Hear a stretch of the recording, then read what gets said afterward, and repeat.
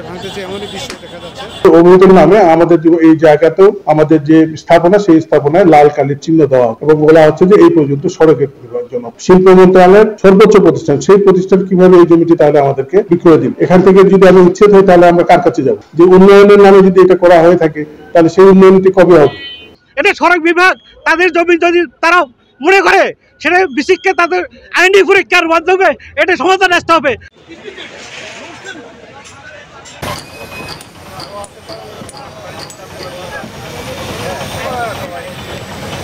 এই যে রাস্তা, এখানে রাইট অফ ওয়েতে আমাদের 120 ফিট রাস্তা অধিগ্রহণ করা হয়েছে 1942 সালে। সেই অধিগ্রহণের গেজেট অনুযায়ী এটার মালিক সড়ক ও জনপথ অধিদপ্তর। আজকে আমরা এখানে উচ্ছেদ কার্যক্রম পরিচালনা করছি কারণ এখানে আমাদের 4 লেনের একটা প্রজেক্ট আছে। 4 লেনের প্রজেক্টের জন্য যতটুকু প্রয়োজন আপাতত আমরা 85 ফিট জায়গা উচ্ছেদ করব। এটা রাইট অফ ওয়ে থেকে উভয় পাশে প্রপোর্শনেটলি 85 ফিট করে যাবে। 120 ফিট অধিগ্রহণ এই মুহূর্তে দখল সড়ক ও জনপথ নিতে গেলে অনেক জনসাধারণ তাদের ব্যবসা প্রতিষ্ঠানে বিচ্ছিন্ন হবে, এই এলাকায় ক্রাইম বাড়বে। সেই হিসাবে আমরা জেলা প্রশাসক মহোদয়ের কাছে যাই এবং জেলা প্রশাসক মহোদয় এবং সড়ক জনপথের যুগ্ম সচিব এবং সড়ক জনপথের প্রধান নির্বাহী কর্মকর্তা সহ আমরা যৌথভাবে আলোচনা সাপেক্ষে সড়কের জন্য আপাতত 85 ফিট জায়গা ছাড়ি দেওয়ার জন্য সিদ্ধান্ত হয়েছে।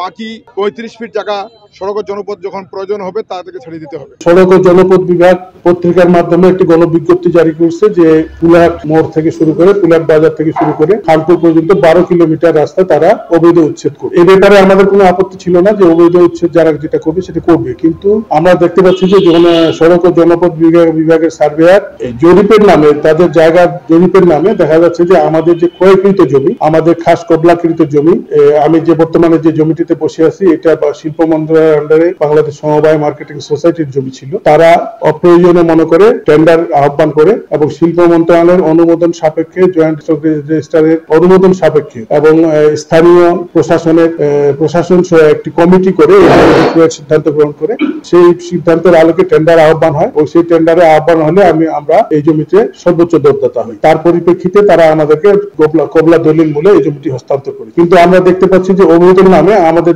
এই জায়গাতেও আমাদের যে স্থাপনা সেই স্থাপনায় লাল কালির চিহ্ন দেওয়া এবং বলা হচ্ছে যে এই পর্যন্ত সড়কের জন্য। তাহলে আমরা মনে করি যে সড়কের যদি জমি হয়েই থাকে তাহলে সরকারি একটি প্রতিষ্ঠান এবং সর্বোচ্চ প্রতিষ্ঠান, শিল্প মন্ত্রণালয়ের সর্বোচ্চ প্রতিষ্ঠান, সেই প্রতিষ্ঠান কিভাবে এই জমিটি তাহলে আমাদেরকে বিক্রয় দিবে? এখান থেকে যদি আমি উচ্ছেদ হই তাহলে আমরা কার কাছে যাব? আমরা সরকারের যে কিছু অন্যায় প্রতিকারের জন্য সরকারের কাছে, সেই সরকারের কাছে জমি নেওয়ার পরেও যদি আমরা অন্যায়ের শিকার হয়ে যাই তাহলে আমরা কার কাছে যাব?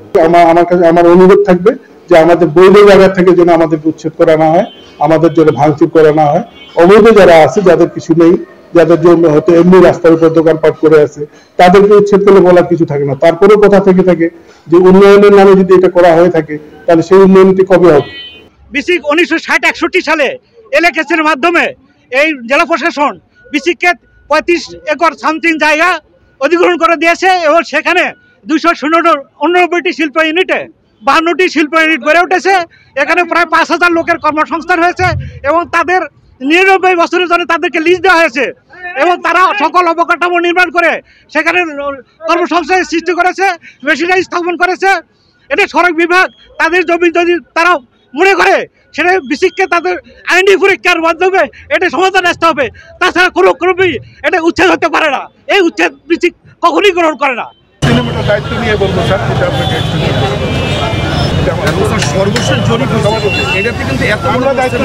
এখন প্রশ্ন হলো, রোজ দাবি করতেছে এই জমি তাদের, তারা ভাঙচুরের উদ্যোগ নিচ্ছে।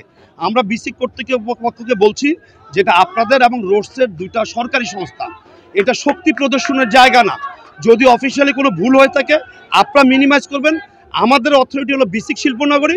বিসিক শিল্পনগরী যদি তাদের ভুল স্বীকার করে ক্ষতিপূরণ দিয়ে আমাদেরকে বলে আপনারা প্লট ছেড়ে দেব, কিন্তু বিসিক শিল্পনগরী ব্যতীত আমরা অন্য কোনো সংস্থার তো অধীনে না।